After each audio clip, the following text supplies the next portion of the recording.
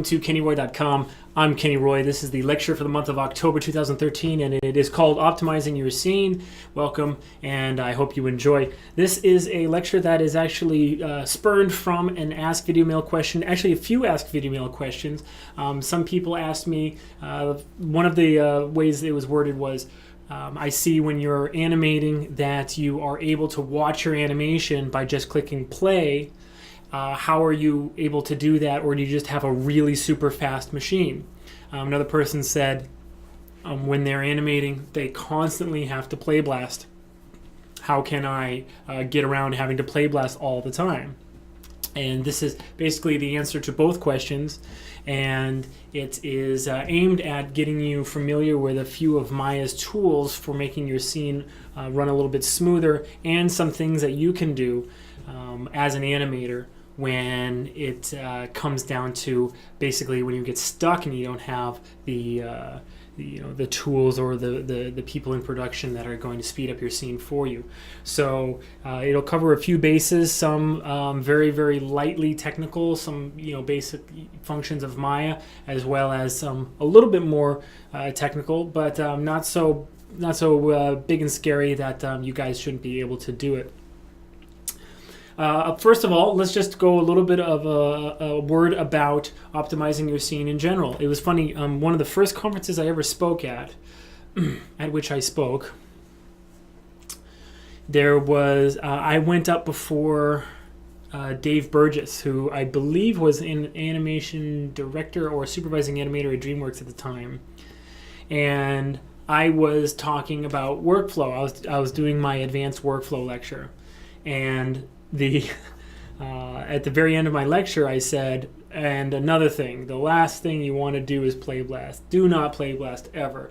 Always make sure that your scene is fast enough so that you can just click play and watch your animation at speed. Excuse me. Then Dave Burgess stands up and he starts talking about all his animation tips and tricks, and he goes, all right, my first piece of advice is to play blast, play blast, play blast, play blast, play blast. And I was still sitting in the audience because I decided to stick around for his talk, and I was like, oh man, this looks so bad. But he explained, basically, he was talking about the exact same thing. He was saying that unless you watch your animation at speed, you're not getting a accurate representation of what you've created. And in fact, you're not getting anything when you're scrolling through the timeline, when you're scrubbing the timeline. So we were basically saying the same thing. It was just funny that he stood up there like 5 seconds after I did and said, don't ever play blast, or play blast, play blast, play. When I was like, don't ever play blast. So I guess it's because we come from different worlds. In the world that I operate in, we do, at Arconics, we do mostly TV commercials and visual effects for television, which is normally pretty low budget. Our bigger clients are Sci-Fi Channel and Animal Planet. And you guys have all seen, Sharknado. There's very, very, very slim budgets and tight deadlines. At DreamWorks, I imagine that their character TDs and the complexity of the characters is a whole order of magnitude above what we do here, down in this level. That being the case, we can use some tools and get away with some of the, optimizations, whereas on the feature level, they might not be able to. So that might explain the discrepancy between the way that he and I feel about what's possible. I think it's possible to always get your animation scene down to a point where you can just click play and you can watch it at speed, whereas they might not be able to at DreamWorks. I don't know. I don't have a screaming fast machine. I have, let me just make sure I'm going to give you the right specs. I have a lot of RAM, but I have an i7 2600, which is a second generation i7, Intel i7, at 3.4 gigahertz. It's not overclocked or anything. I do have 32 gigs of RAM. And I have, on this machine, I have just a gaming graphics card. I have a GeForce GTX 560 Ti. Okay, so that's at least 2 or 3 generations old. They're already on 600, 700. Yeah, that's at least 2 generations old of GeForce graphics cards. I have another machine that has a Quadro. So, but on this machine, and this is my streaming machine, I don't have a screaming fast machine. Okay, so I mean it's good. Don't get me wrong, but you need to know that the minimum specs of your machine are going to affect if you're able to play back in panel at all. So I would recommend at least a newer generation i7 for your processor, or the comparable AMD. I really don't like to mess around with AMD just because I've just throughout my entire career I've just worked with Intel processors and NVIDIA cards. I had an AMD card and what is it called, a Fire GL, and it was great. But it did also have its problems, and I've never had that problem with like Intel and NVIDIA. I've only had that problem with AMD and their stuff. So if price is an issue, then of course you need to switch over to those. But anyway, I would suggest a newer generation i7, and I believe they start at like 3 gigahertz these days. That's totally fine. The RAM is not going to make much of a difference in panel. The RAM is mostly for rendering, okay? And if you have a gigantic animation scene, a huge file, then that needs to be loaded into RAM as well. Or if you're doing like really super intensive particles and dynamics, cloth simulation, that stuff, if you watch your task manager, you can watch your RAM actually start skyrocketing as you add those things to your scene. But for general use, the stuff that you and I are going to be doing, just animating, RAM is not really a huge issue. So you can get away with 8 gigs, no problem. The other thing that's going to greatly affect it is the graphics card. So it's CPU and graphics card. And a lot of people say, oh, it's only graphics card. Well, that's actually not true. The fact is that the CPU actually calculates all of the math behind the scene, and the graphics card displays it. And what has always been the problem is that there is very, very, very simple kind of calculations behind the scene and very complex display requirements, on the front end. Meaning, if you have a character that has, just like skin to a regular kind of rig, and he's got a really high number of polygons and really, really detailed textures, then that would kill your graphics card, not your processor, because your processor, your CPU, can calculate that pretty simply. Okay, it's your graphics card that has to display it. So, what's the point? Point is that don't just rely on your graphics card. Don't just rely on your CPU. If you have a budget, then put together probably the equivalent of the best you can afford of both a CPU and a graphics card if you want to speed up your Maya. And then RAM is super cheap these days. I don't see why you wouldn't start at like maybe 16 gigs on your machine. I have 32 on this box, but that's because I have to have my streaming software open, my desktop capture software, and Maya at the same time. And so there you have it. One other thing, this doesn't affect your startup speed, this doesn't affect, I just gave away the farm. This doesn't affect your scene playback speed, but it will affect some very, very, very specific things, which is having an SSD, a solid state drive, as the hard drive that you're working from.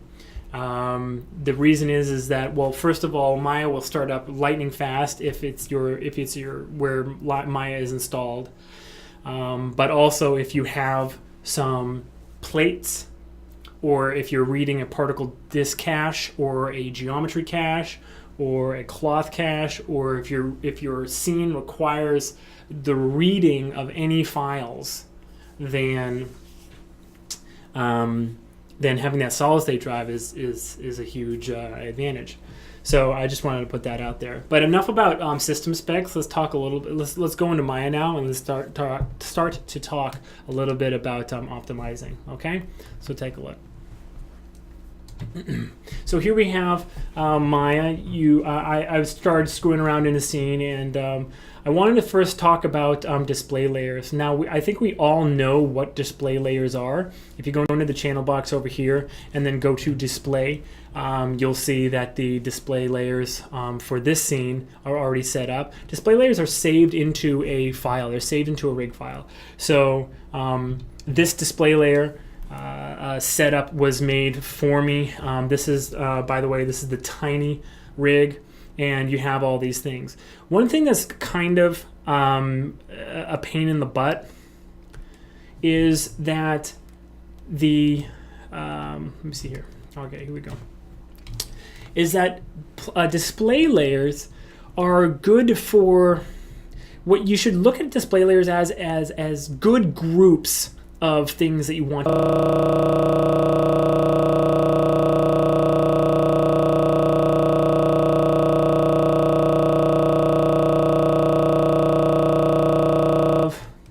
Tiny here, okay? And we're going to use his skin to drive a very complex effect here. Like, for instance, I'm going to click on his skin, and now his skin is on fire. Okay. Now if I hit play, let me go to play every frame. Okay, it is already. If I hit play,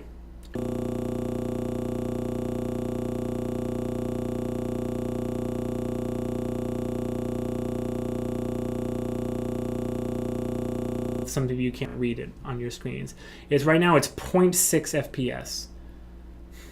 Okay. 0.5 FPS. Right, so I just clicked on this point and click effect, okay, and I added a fire, which basically just loads a particle and emitter and attaches it to the surface you've chosen and loads the texture on there, and it's basically a preset, right? And look how slow my scene is when I'm orbiting. It's even slower. It's 0.2 FPS. Okay, it's because there's probably I don't know how many, but probably at least 1 million particles in this scene already. Okay. Now, if I get rid of his mesh, look, the particles are still there. So why I'm saying that is for this reason. There are a lot of things that you can do to like reduce the clutter and like hide things, but it doesn't actually remove it from the calculation. Okay, so with the first section that we're talking about right now in terms of optimizing your scene has to do with hiding things, but at the end of the day, hiding things only makes it so that they don't display. And what handles display? The GPU, right? Not your CPU, your graphics card, not your processor, right? So this is going to help out your graphics card, whereas my processor right now is still at even sitting still, it's at 0.2 FPS, okay? Now, and when I deselect it, it's at 0.3 FPS, okay? Right? So my processor has a really tough time keeping all of these things under control. So don't be fooled. Don't think that you can just create display layers and hide things if you want to optimize your scene, because the fact of the matter is that so much calculation happens behind the scenes to display things that are still, if it's not in a display layer that's hidden, that are still showing, that you're still doing 99% of the calculation that is that's going into the scene. So this is what I would say if you had an example like this one, where you have a character and he's emitting particles. Okay, you want to start by seeing which nodes absolutely have to be evaluated in order for your rig to work.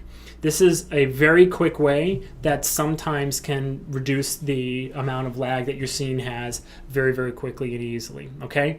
So the way you do that, I'm gonna show the high-res layer, and this is not a lot of polygons. Let me also bring up the heads-up display for poly count. So this guy is about 50,000 faces.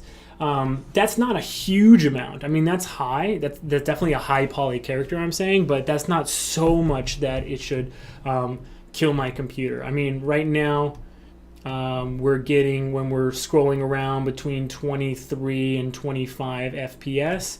And when we're playing, well, when we play, we're going to get those particles, right? So the first thing you can do is, if you hit play, and you go to modify evaluate nodes, okay, and then hit ignore all, then what's going to happen is it's not going to show you, or it's not going to calculate, sorry, any of the calculations that are not checked, meaning you're going to get some FPS back, right? So I was getting 0.5 FPS with everything showing. So if I hit play now, look, so he's moving, but he's not deforming correctly, okay? So now I'm already up to 6.2 FPS because those particles are not evaluating. Why you would need to see particles as an animator, I don't know. So you don't evaluate them. Then you start going down the list. IK solvers, that will make it so that his IK controls are in the right place. Turn back on constraints, and then that looks like that's all we needed to turn back on in order to get him back into shape. Now he's running at about 3.1, between 2.9 and 3.1, so around 3 frames per second. All right, so we just got back some feedback, which is good. Okay, not great, obviously not great. But it's a heck of a lot better than what we had before. But I really just wanted to point out that if you have a high-res mesh and you are hiding things that in general you're not actually getting too much to be saved, okay? But let me show you the difference. Let me show you kind of like how the connection between what is being displayed and what is being calculated affects your scene as well. I'm going to turn evaluate all back on, okay? And now we're going to get those insane amount of particles again, okay? So it's 0.2 FPS, or between, is around 0.2 or 0.5. Now I'm going to take off the high-res layer, which is built into Tiny's rig, and I'm going to go all the way down to the proxy mesh layer. Okay, so here we have our proxy version of Tiny. Right, now look, exact same problem. It's a tiny little bit faster. It's like 0.9, around 1 frame per second. Okay, 0.8. All right, so we went from 0.5 to like well, now it's getting even worse. It's starting to choke. Okay, so we gain maybe a fraction of a frame per second. That's no good. I don't like that. What I'd rather see is him operating at his fullest, at his highest frames per second that we can animate to. Okay, but I just wanted to show you that because there is something that's being calculated from the high-res layer, that hiding the high-res layer and displaying the proxy layer is no good. Let me show you another example, okay? So I'm going to delete this particle.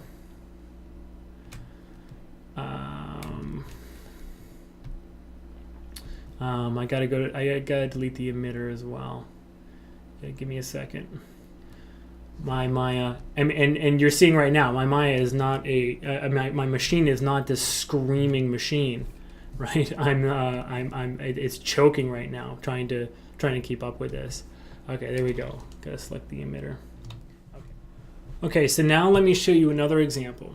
All right, so I'm going to load a new scene just because that one is really chugging now. Okay, Now I'm going to do the exact same thing, but instead of using even a particle system, okay, which is obviously going to choke my computer, I'm going to use just a very, very simple, I'm just going to wrap a polygon sphere to the high-res tiny mesh, right, that has a little bit of animation on it.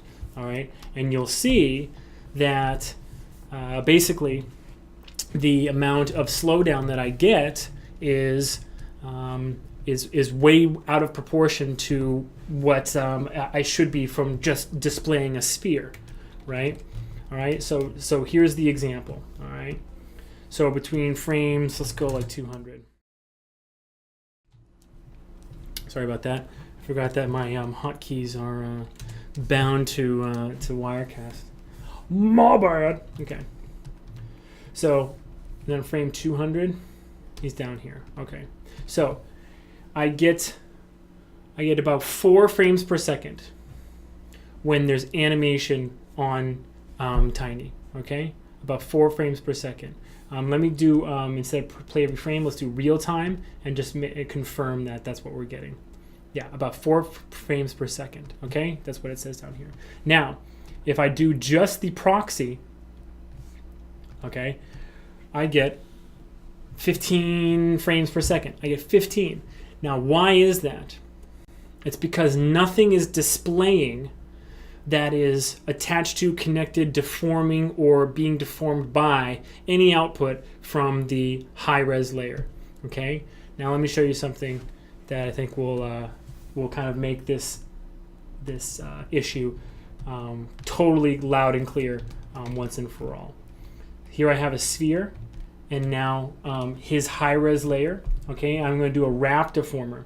All right, now a wrap deformer is a notoriously slow deformer. Okay, so now on my high-res layer, I was getting what, 4? Okay, now I'm getting about 3.7, 3.8. Okay, so it slowed down my high-res display. All right, now what was I getting before on the proxy layer? What was I getting? Around 15, right? 15 frames per second. Watch this. Boom. Still getting, I'm getting a little bit more than, actually no, it's around 4. Look at that. So the fact of the matter is that what this proves to us is that if you're using display layers, then you either have to set them up so that all of your deformations and everything is completely separate from your high-res displays, the layers that have any high-res geometry on them or complicated effects or whatever, or they don't do anything at all. So it's almost a misnomer. It's almost when it comes down to it, it's actually a bad name for what these are, because display means GPU, and this isn't GPU. Obviously, there's like a, how many polygons are on screen right now? Like 600 are on screen right now. So there's no problem with displaying this.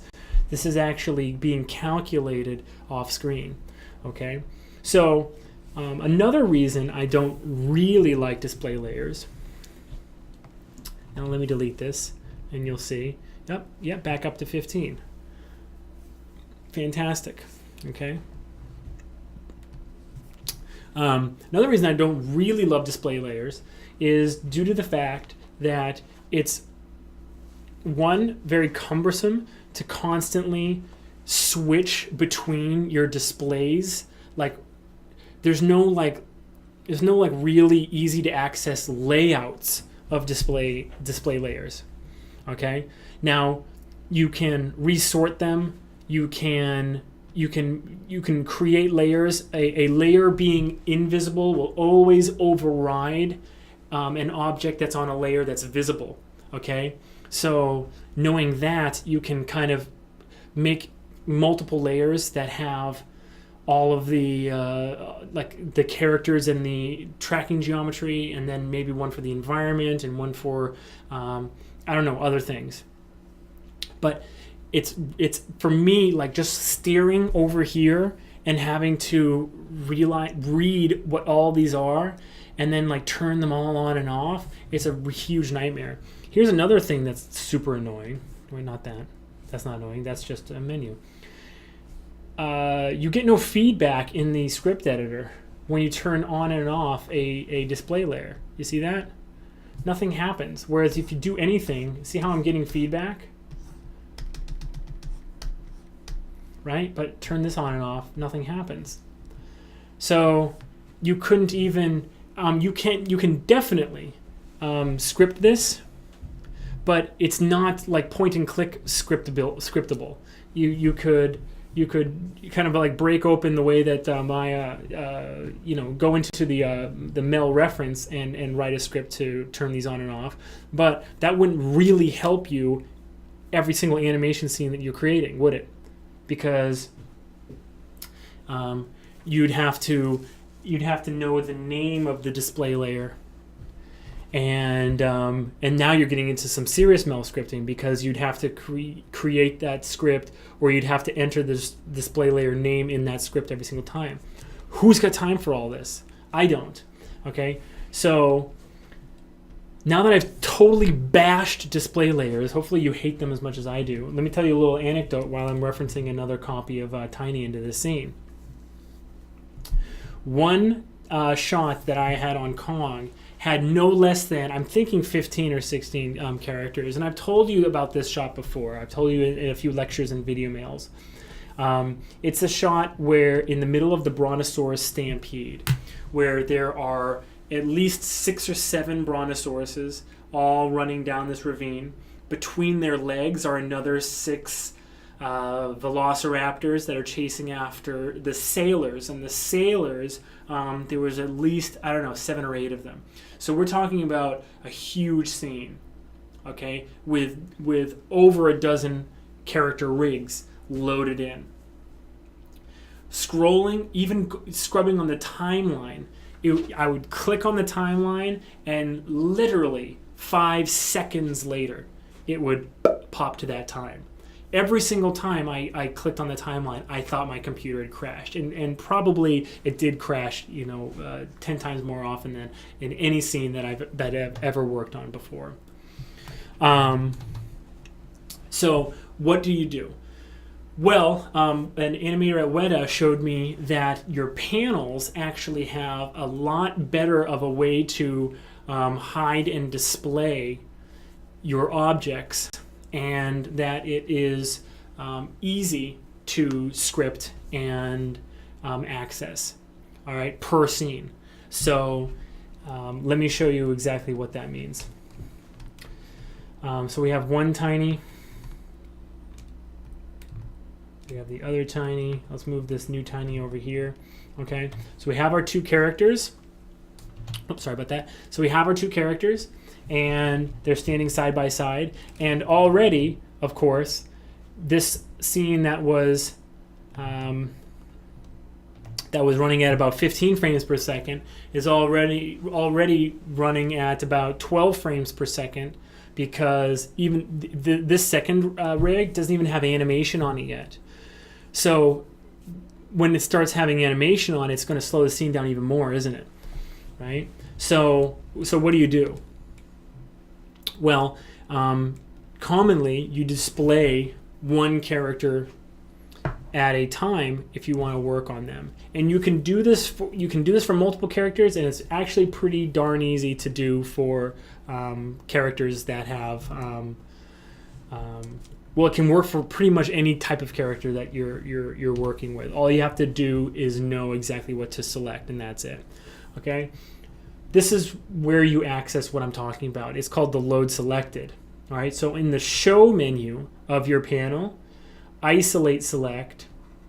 Okay, and then I'm going to select, for instance, this high-res character, his top group. Okay. You go isolate select, view selected. Look, the other Tiny just disappeared. Okay, pretty cool.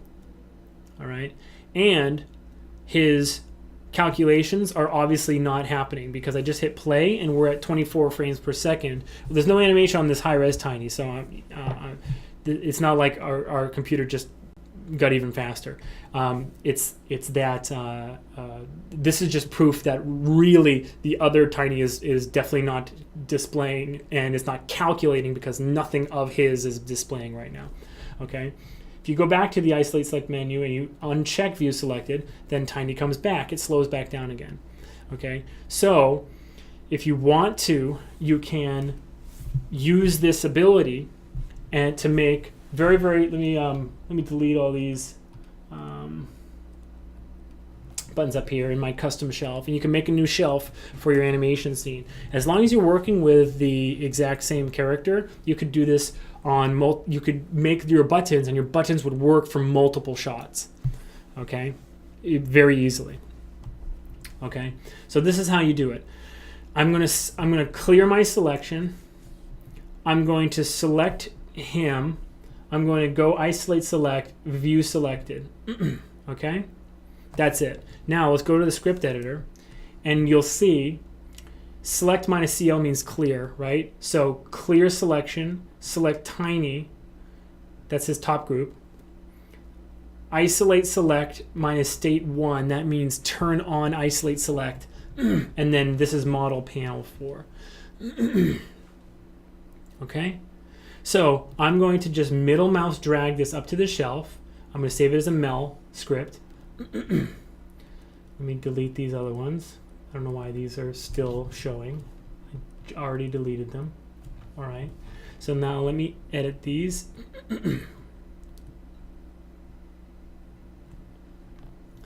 Close, edit, shelves, save all shelves. Okay, now I'm going to rename this. I'm going to call this Tiny 1. Okay, save. Okay, now I'm going to turn off Isolate Selected. Okay, I'm going to clear my selection, select the other Tiny, and I'm going to copy this again, save it as a Mel, edit that, and call this Tiny 2, save all shelves. And now I'm going to do one more thing, which is just turn off View Selected, and I'm going to middle mouse drag this as well, and I'm going to rename this one like Reset. Okay, there we go. Now check this out. Now instead of trying to figure out which one of these display layers I need to turn on and off. I mean, because look at this. He has dozens, or about a dozen, per rig file, and I have 2 characters. Can you imagine what it was like when I was animating that scene that had like 16 characters in it? Can you imagine? I'm not saying this to try to impress you. I'm saying this to try to show you how important sometimes knowing how to optimize your scene really, really is. Okay. If I didn't do this in that scene, that shot wouldn't have been in the movie, all right? Or I would have died. So one of the two, or both, who knows? Okay, so here we are. Now I'm looking at my scene, and I'm animating my scene, and I'm having fun and working whatever. Now I just want to look at this guy. Click on Tiny 1. Oops, which one was that? Oops, my button for Tiny 1 was the wrong one. Stand by. Let me delete that one. Or actually, let me show you. I'm going to hit reset. So my reset button is working. I wonder if any of you caught that. Because I'm sure you were like, hey, Kenny, you did the wrong one, you stupid idiot. You selected. All right, let me just copy that again. Okay, save it as a Mel. Let me just test it. Okay, yeah, cool. All right, so I can edit this one. Tiny 1. Save. Okay. Reset. Okay. So I want to look at this guy on the left. He's Tiny 1. Okay. And now it doesn't, you don't auto load select. You don't turn these on. Don't turn on any auto load. Okay. Because if you go auto load selected objects, then you have to actually select stuff for it to show up. And if you try to, grab a controller, look, then everything else disappears. And you deselect, it's all gone. That's no good. Okay. You also don't want to auto load new objects because you're just going to inundate your panel with a bunch of objects as you're selecting them. So without that, I would never ever would have been able to go to animate that scene. I mean, even just opening that scene, it was just a nightmare, right? So, and this is scriptable. You can create as many buttons. You have this whole shelf, right? And you can say like, okay, tiny one, like, you know, character 1 and props, right? Or just the environment, or characters and environment, or whatever you want, right? You can, and all it requires you to do is to select whatever you want, and then do the view selected. Copy that out of the script editor, and you're 99% done, right? So I really prefer that over display layers. Really prefer it. Display, in my opinion, what display layers should be used for is when you have a rig, to just have a simple display layer for the geo, for the controls, and for the joints. And if there's a proxy geo as well, then you can swap that in and out. That's all I would say you should ever use display layers for. That's all I use them for. Here's a little trick. One more little trick that I use whenever I only want to look at one thing, but I don't want to screw myself up by showing everything when I want to get everything back. Here's a good example. So if you hit Alt-H, that hides everything except selected. You see that? Make sure view selected is not on. All right, and now Alt-H. Well, it seems like his controls are somehow connected to the visibility of his skin, which is fine. Now, if I hide this, all the visibility is locked on Tiny. That's funny. Okay, I might not be able to do it with him, but if I go to modify, so I can't Shift-H, I can't Control Shift-H, right? Because I've already done too many show and hide commands. Control Shift-H shows everything that was last hidden. So if I go display show all, look what just happened. Now I've got all these crazy things. I've got these like dimensions. I've got these follicles. I've got all of the FK/IK switches on him, which I think change visibility once you use them. It shows you what state you're in, FK or IK. So, and all these clusters in the face over here. Look at everything that's showing now. So that was really bad. All I wanted to do was just show one thing and then get back to where I was. That shouldn't be that hard, right? It was also too cumbersome to create a layer just for one object, which is, I know what everybody does. You're over here, you're creating like, oh, well, maybe I just need to look at the mesh or whatever, and you create a layer and you hide everything else. How bad is that? This is what I do. As long as you remember to delete it when you're done, all you have to do is select the object you want to look at, go to the render layer menu, or what would you call that? Render layer box.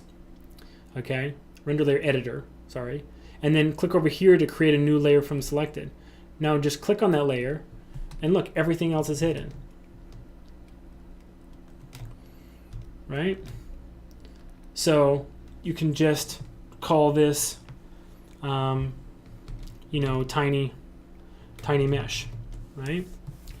Now, why do I say to do this for when you want to just look at one thing and not as an alternative to creating the buttons up here? Because I know a few of you right now are thinking like, oh my god, that's even better than the buttons, because I can have a well, let me set it up real quick. This guy's proxy, everything is referenced. Come on. There we go. So I go to render, and let's make this both characters, right? And then we deselect him, and let's make this tiny 2, right? So make this tiny 1. Okay, look, Kenny, this is so much better. Why don't I just do this? Here's my layer. Tiny 1, both of them, tiny 2. Why isn't that not better than the buttons that you made? And here's why. First of all, Maya, when you're using a referencing pipeline, display layers are render layers are just broken. They're just a huge nuisance, and a lot of things in terms of namespaces and layer numbers and layer ordering gets messed up with render layers. Okay, even to the extent we have a show that we do that we've done for a long time, and the rig actually has to be saved with the master layer selected, or the next time you open that scene, it won't open. It'll actually just fatal crash. Maya will dump every single time. So it's like, oh my God, how would you even begin to start troubleshooting that? That is crashing for some insane reason that you'll never be able to troubleshoot, right? So rather than troubleshoot it, we just know not to save any display layers or render layers into that rig. Okay. Next thing is that's a really bad workflow practice in terms of production. You do not want to create render layers for anything other than rendering that are going to be saved into the scene. So if you're working in Maya, if you're working on an animation shot and then you made like a dozen render layers, your lighter gets the shot and there's these dozen render layers that are in there screwing up his render layers or her render layers, they're going to be very, very, very upset. And like I said, render layers, especially in a referencing pipeline, are completely broken. I've seen things like you click on one render layer that has a material override, you click on another one that doesn't, and then you go back to the one that has a material override and it's been cleared. It's that broken sometimes. So the simpler you can keep it, the better. All right. So and simpler means never referencing in your render layers as well. Okay. So this might seem like it's the be all end all of hiding and displaying objects, but it is not. Okay. So do not be fooled. Okay. And another thing, and I didn't know this, but I just noticed it. That you actually don't get the speed up from hiding it. So this actually doesn't even apply to optimizing your scene. All right, this only deals with display look because it's 6.5 frames per second. If I click on both, it doesn't change at all. It's the exact same number. If I go just to him and hide the other one, it's the exact same number. Okay, we only, and here's the master layers down to 4.8, 4.9. We only get the speed up, the boost. Oh, well, now everything is displayed. All right, well, that messed everything up, doing that show all on everything. We only get the boost when we actually hide using either the isolate select or the display layers, okay? So I know that was a very, very, very long, involved example of this, but I do think that is worthwhile to know the difference. I do think it's worthwhile to know how these things affect the speed of your scene. And I'm going to show you just one more thing. I should just open this file instead.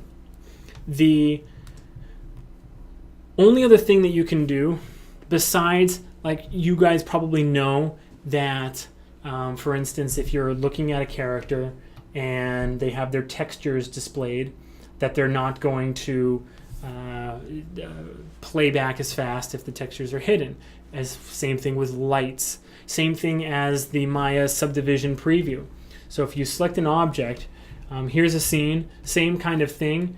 This is just the Nico rig, just with a little bit of animation, just bending down over 100 frames. Okay, and it plays at about 16, 17 frames per second, okay? Somewhere around there, okay? Now, this is still not 24 frames per second, so it's still not great, You could probably get a good impression of the animation if you played this back at speed.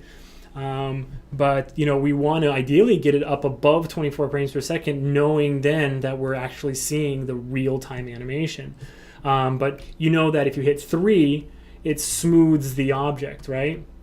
So if you accidentally have left your objects smoothed, especially your deforming characters, then that's going to slow stuff down as well. So I'm sure you all know to kind of like pare down your panel in terms of like lighting and textures and displaying smoothed objects and all those things.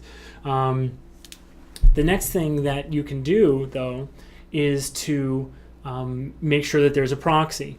Okay. Now, a character that doesn't have a proxy, let me delete that layer. Character that doesn't have a proxy, it's not extremely hard to build a proxy for them, but the problem normally is that it's time consuming. So it's not difficult, it just takes a lot of time. If your rigger is not making a proxy rig for your high poly characters, then you're kind of in a little bit of trouble. I mean, it really is their job. Here, let me resize this window, make sure it's the right size. There we go. It really is their job. They should be doing it for you, really, at the end of the day. And it can mean such a huge speed up in terms of your scene, right? So here's with all of Nico's controls displayed. We're still getting about 14 frames per second. I'm going to go. I'm going to make a new perspective window, and I'm going to work out of this one. I had my rigger create a little script, and I'm giving it to you guys. It's a Python script. It's very easy. All you have to do is source it, and it loads automatically. And what it does is on the selected joints, it creates a cylinder and parents it to the selected joint. It's very, very, very simple. Let me show you. Animation. So I'm just going to make a few joints right here. This is how you'll load it. You'll go into the script editor. Okay. You'll go to the Python and you'll go source script. All right. And then you'll choose the script.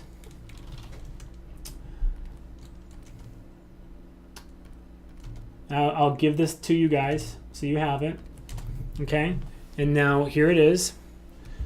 And so if I select these joints, you have to select them all, okay?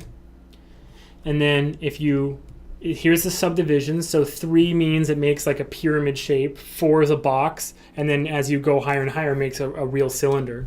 So I'm gonna say like 10 subdivisions like for a cylinder, okay?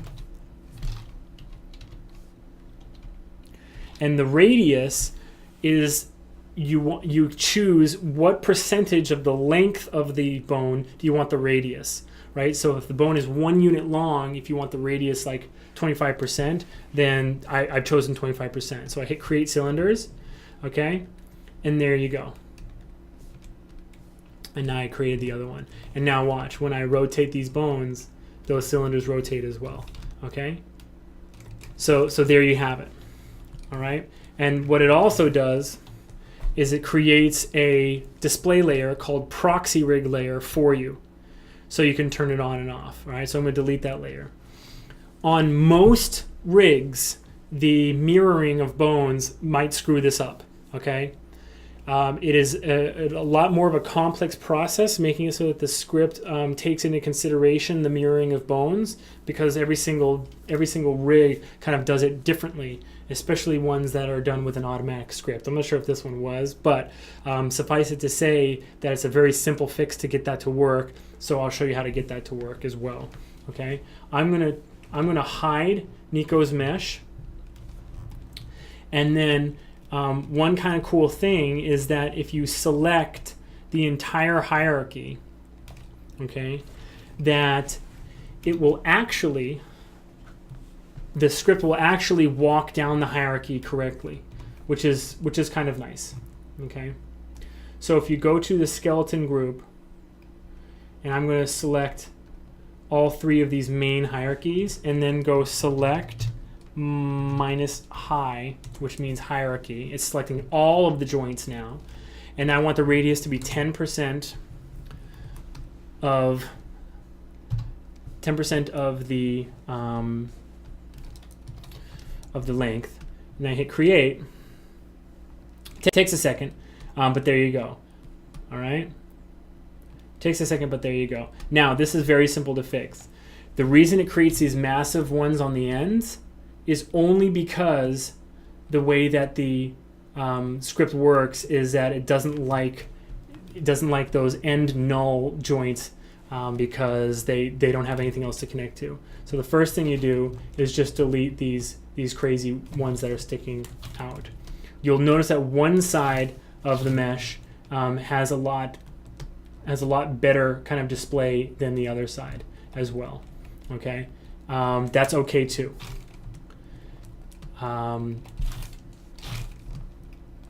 Because we're going to fix that as well. So any of these gigantic ones, you can just get rid of. Okay. Then there's still a lot more left, but in the interest of time, I'm just going to move on. So suffice it to say, just delete all these massive ones that are on the end of the chains. Okay. Okay. Then what you want to do is you want to on the opposite side. One side is going to work, and like I said, because of mirroring, the other side's not. So on the side that's not working, right, just rotate the bones so that they are basically working. They're sitting where they're supposed to be. Okay? And if one didn't work, this one looks like it's supposed to be actually right there. Yeah. So if one didn't work,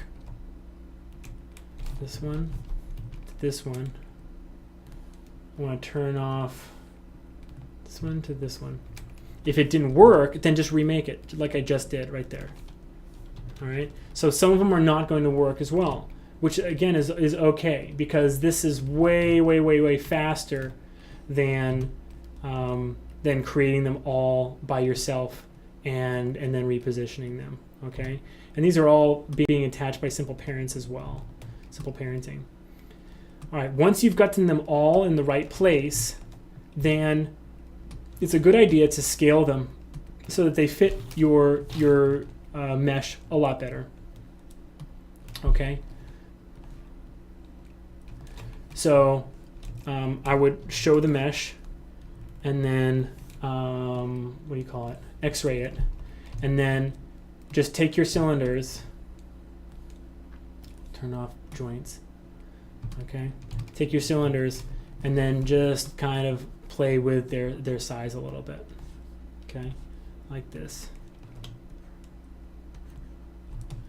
Okay, and there's no reason that you can't go into the subobject that's 3ds Max to the component mode and start editing them this way as well. No reason at all. It's just simple pieces of geometry and they're all parented. Okay. All right, so I hope you can envision that with just like about 15-20 minutes of work, I would get this guy looking in pretty darn good shape with a proxy that is working very nicely for me. Okay, remember you can always remake the what do you call it, the proxy chain. There's no reason not to if you have problems. Like I'm going to go select minus high over here. I'm going to create it, and it creates it well. Actually, you know what? I'll be totally honest. It does look like the script works if you don't have both sides selected. In fact,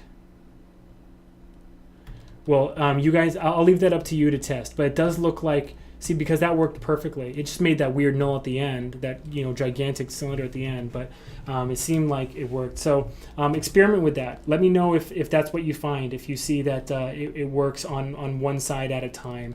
In which case, what you'd want to do is you'd want to select the middle, like the tail, spine, neck, and head, create it, and then select the one arm, and then do a select minus high to select the hierarchy, create it, the leg, create it, the other leg, create it, the arm, create it, and then you'd be done. That looks like the right workflow. It's a new script though, so I haven't been playing with it yet. Okay, so here we go. So I'm going to show Nico again, and let's see the performance gain that we get. Okay, here is the animation playing back. It's about 14 frames per second. Okay, just about. I'm going to turn on the proxy. I'm going to hide Nico. Where is he?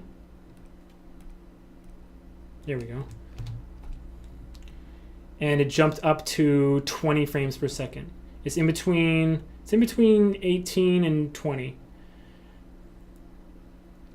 So we just bought ourselves another 5 or 6 frames per second on this scene. All right, and that in 20 is good enough. Actually, it's kind of hovering. It's going back and forth.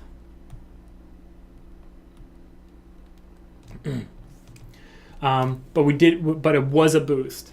So on a character, especially like a character like Tiny, I'm reluctant to do it just because the scene was so darn slow. But sometimes when I say that, then I just can't resist, can I? Let's try referencing Tiny one more time, and seeing. No, but seriously, on characters that are very, very, very high poly, this will be obviously a huge savings, a massive savings. Okay, so while he's loading, let me just kind of like recap. You need to. There obviously are some minimum computer requirements in order to play back your scene. The first thing you can try is to turn off the evaluation of all the nodes and then add them back as you with your animation playing, and just seeing if you can remove the evaluation of certain nodes and your animation still plays back. You might buy yourself 2 to 3 frames per second. The reason that display layers are such a kind of like double-edged sword, such a beast sometimes, is due to the fact that most people don't know that they are only connected to display. They don't reduce the calculation of your scene at all if there's something that's displaying that depends on that calculation. So oftentimes there will be that kind of thing, even so simple as a constraint, right? If you have your high poly character and they have like a sword and it's constrained, that could be enough to make it so that there's still like this massive calculation going on behind the scenes, and you get no frames per second back when you hide it. Okay. I showed you a great alternative, which is the isolate show isolated, which is very easy to script. And basically, at the end of the day, is the quickest way to make it so that you are truly hiding your objects and getting that performance back. And then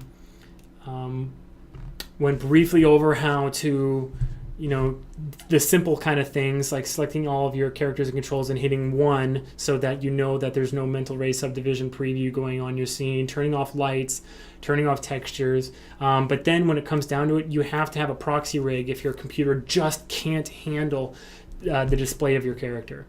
If your computer is just choking and you can't do anything else, you have to have a proxy. If your rigger didn't make one for you, then I'm giving you this Python script that will make one pretty automatically for you. Okay. So what was I going to try right now? Oh, I was going to try the proxy on what's his face here. So let's see here. I'm going to show nothing but joints, and let's see here.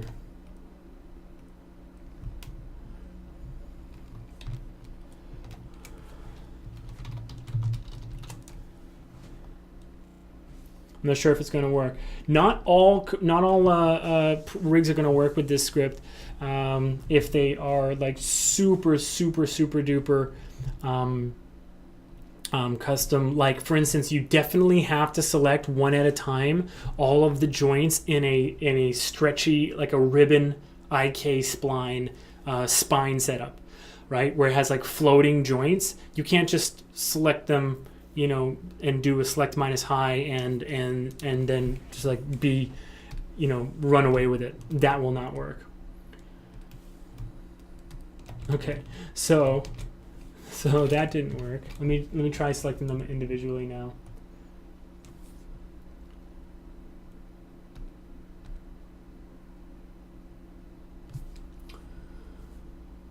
Select you, and you, and you. Actually, no, let me select the hand first. And then work my way back up.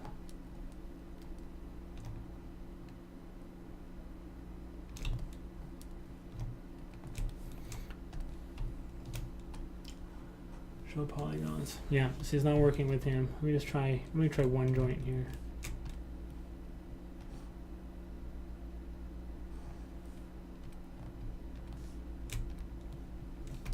Yeah, it's not going to work with all. It's not going to work with all rigs, but it works pretty darn well with most rigs. Okay, so enjoy it. I hope you get something out of this. Of course, I want you guys to be animating as fast as possible and enjoying yourselves while you're doing so. And it's a huge issue, obviously. If you have scene slowdown, you're just not as efficient. This was a lot of fun. This was a lecture that was actually came from a Ask Video Mail question. So you guys are driving the content on this site. I hope you know that you're in the driver's seat. If you want to be a part of the community and keep things going here on KennyRoy.com, it's Ask Video Mail questions that I look at for those videos, but I also take them sometimes for the lectures. And there's also a resource wish list in the forums. Also going on in the forums, of course, is the Anim Gym and other great discussion with your fellow members. Please jump in there and join the conversation if you haven't already. This was cool. Look for the Python script right below this video on the KennyRoy.com page. That'll do it for today. Good luck with your animation. And as always, rock on.